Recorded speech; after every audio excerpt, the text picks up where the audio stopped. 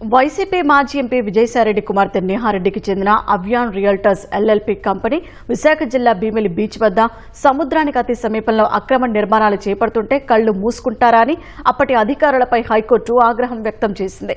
వారి పేర్లను ఇవ్వాలని పిటిషనర్లను ఆదేశించింది. బాధ్యులైన జీవీఎంసీ, రెవెన్యూ అధికారులపై చర్యలకు ఆదేశిస్తామని హెచ్చరించింది.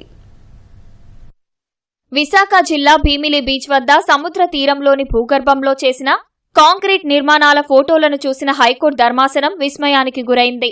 ఆ నిర్మాణాల వల్ల పర్యావరణానికి జరిగిన నష్టాన్ని అంచనా వేసేందుకు త్వరగా నిపుణులను పంపాలని కేంద్ర పర్యావరణ అటవీ మంత్రిత్వ శాఖను ఆదేశించింది.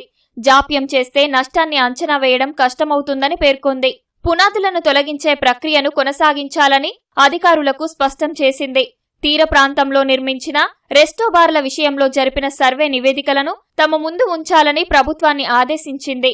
విచారణను జూన్ 18కి వాయిదా వేసింది.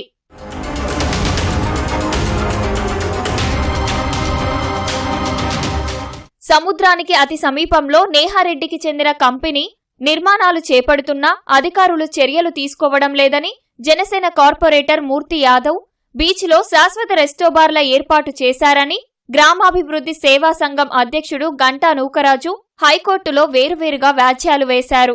ఇటీవల వీటిని విచారణ జరిపిన ధర్మాసనం కంపెనీకి చెందిన బాధ్యులపై క్రిమినల్ చర్యలను ప్రారంభించేందుకు పోలీసులకు ఫిర్యాదు చేయాలని AP coastal zone management authority సభ్య కార్యదర్శిని గతంలోనే ఆదేశించింది.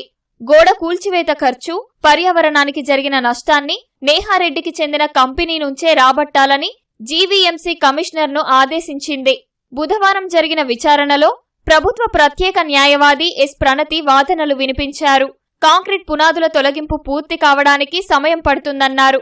రెస్టోబార్ల సర్వే నివేదికలు కోర్టు ముందు ఉంచేందుకు సమయం కావాలన్నారు. అనంతరం పిటిషనర్ల తరపు సీనియర్ న్యాయవాది కెఎస్ మూర్తి వాదనలు వినిపించారు. నో డెవలప్మెంట్ జోన్లో అక్రమ నిర్మాణం చేస్తున్నా మౌనంగా ఉన్న అధికారులపై చర్యలు తీసుకోవాలన్నారు.